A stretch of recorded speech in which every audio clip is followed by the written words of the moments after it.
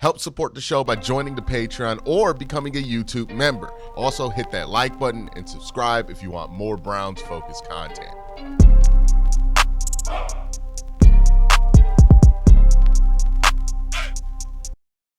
Can Browns fans and Sanders fans coexist? That's a question I think is going to become more prevalent as the regular season looms closer. Because the answer to that question is going to be, how aligned are the interests of Browns fans will be to Sanders fans? Because if Shedeur is very good, then the Browns' interest will become Sanders fans' interest, and these things will align, and there will be relatively no friction. But things start to get a little shaky if Shedeur is less than good, right? What's the reaction going to be if Shedeur plays a bad game and, the city of Cleveland does what the city of Cleveland does? Tell the truth, right? I talk about it all the time. They be telling these kids when they get drafted to Cleveland, the fan base is going to be so nice and they're going to love you. We nice when you winning, but if you losing, we going to boo. What's going to happen if the offense look like Dookie for 3 weeks with Shedeur? He ain't moving the ball. And they tired of watching him. You know what's going to happen. They about to boom. They about to boom bad. How are Sanders fans going to react to that? Right? It's going to turn into a whole thing. It's going to be a national thing, right? And that is what I think a lot of people are concerned about, and why some people didn't even want to draft Shedeur in the first place, even if they thought he was a good enough quarterback. Now, that all being said, so it brings me back to the original question. Can Browns fans and Sanders fans coexist? Let's look back into Browns history at some other times where Browns fans had to put up with a large fan base or a larger interest based on one individual player. Odell Beckham, that was one. That never merged the way you wanted it to. There was always strong anti-Odell sentiment in Cleveland Browns fandom. I always thought it was ridiculous. I didn't think Odell did anything that really bothered me. I think people would focus a lot on the tiniest details with Odell Beckham, right? I thought Browns fans were sometimes a little hypercritical of Odell Beckham, right? And then Odell's dad dropped the whole video, and hindsight being 2020, that was basically the beginning of the end of Baker Mayfield in Cleveland. Once that whole thing happened, Odell gets traded in the middle of the season. Stuff is what it is. We also spent a long time, and I think what made this even more awkward is Odell wasn't just here on his own. He was here and he was juxtaposed with another time where the Browns inherited a lot of stands, and that was Baker Mayfield, right? So what ended up happening after a while, right, was at the beginning, Odell and Baker, their fans had aligned interests. Well, if Odell plays good, then Baker plays good. If Baker plays good, Odell plays good. We want these are two mutually beneficial things, right? That was the common thinking, and they were linking up and everything else, all excited, right? But then this strange dynamic started happening. Odell would miss games, and Baker would look better without Odell, which made the national discourse about the Cleveland Browns. Is it Odell or is it Baker? So these two very large individual fan bases within Cleveland Browns fandom, right? And, there were Baker stands, diehard Baker fans. Some of them are diehard Browns fans as well. Some of them came from the University of Oklahoma, but diehard Baker stands. Man had a legitimate fan base behind him. And then Odell, right? There's diehard Odell stands. Obviously, Odell, one of the most famous football players in the world. So these two got pitted against each other. And then it appears that people close to both sides started to take sides in this internet flame war. Odell's dad, Baker's wife, and then Odell's dad sent out that Instagram talking about how Baker's trash, put video on it. And that was pretty much the beginning of the end of everything that 2020 Cleveland team tried to be.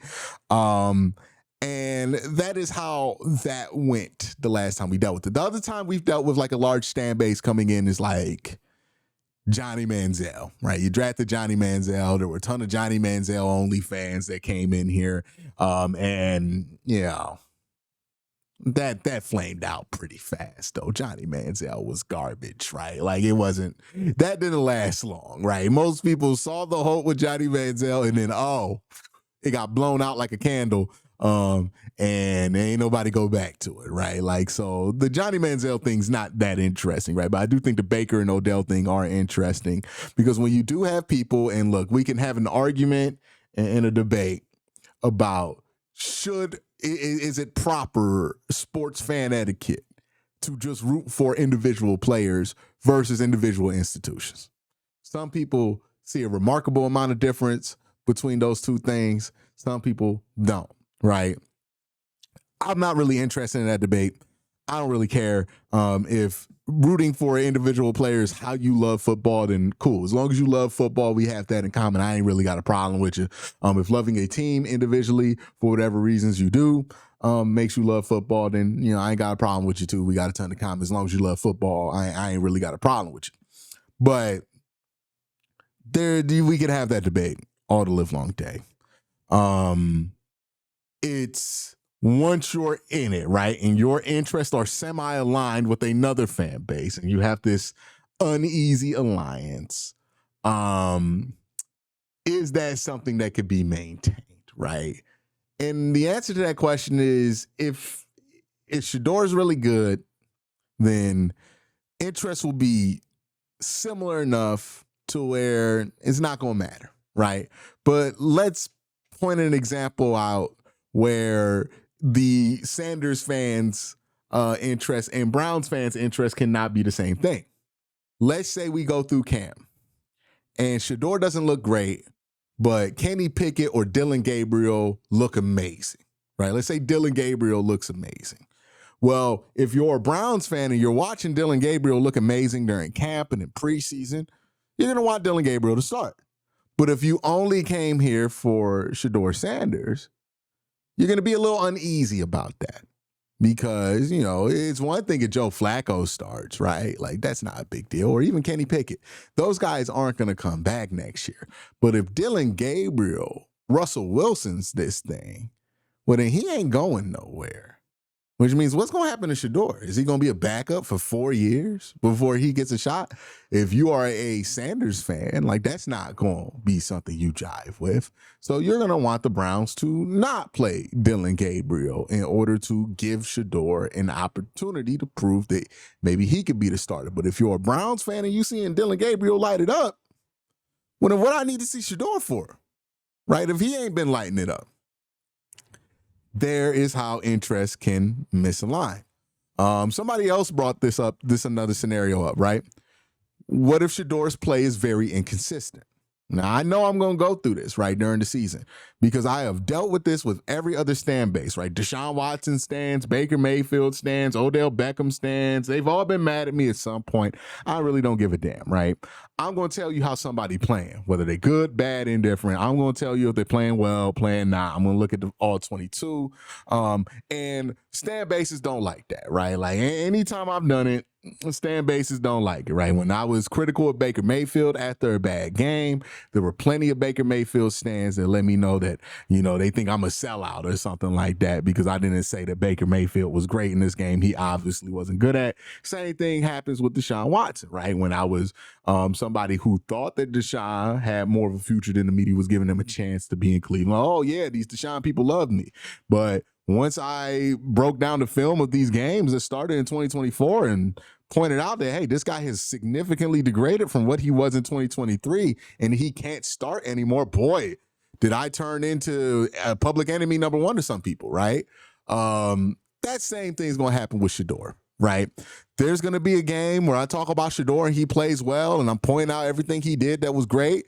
And people are going to think that I'm a genius for that, right? Oh, your videos are so great. There's going to be a game where Shador plays poorly.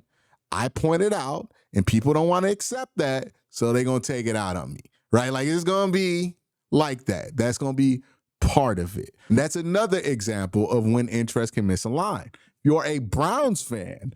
You don't care about the feelings of an individual player. You want the team to be the best. So if Shador is playing poorly in a part of the season and it is best for the team to get him benched, then he's going to have to be benched if you're a Browns fan. But if you're just a Shador fan, you want us to sit through as many Shador starts as possible because you came here to see him play football. So the answer to can Browns fans and Sanders fans coexist?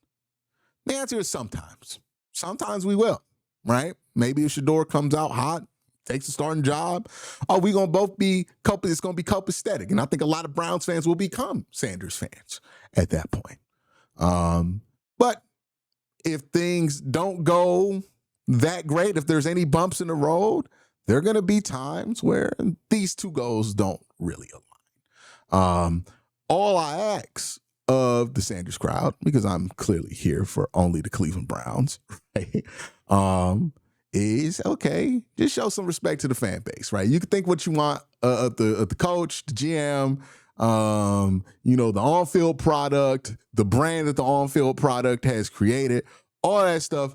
Okay, yeah, true. I understand it. The Browns have not played the best football in the last 25 years. We don't have the same sterling reputation that the Pittsburgh Steelers have, or the Ravens have, or, the Kansas City Chiefs have. So, we can't sit there and say, you must respect the logoless helmet, right? In the way that maybe other fan bases can demand. I get that part, right? But understand that the Browns is still one of the largest fan bases in all of football. And we have done that despite the fact that the team has been garbage for like a quarter century. And that means that the people who root for this team are truly dedicated to this team because it means something to them. The Cleveland Browns mean something to them.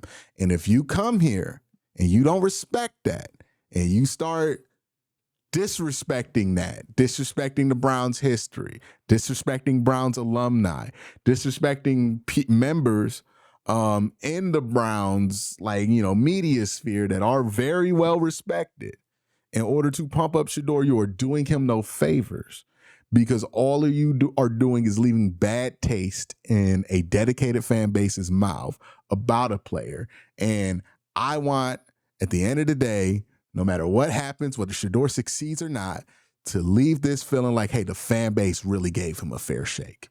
It didn't work out, or it did work out. I'm glad the fan base gave him a fair shake.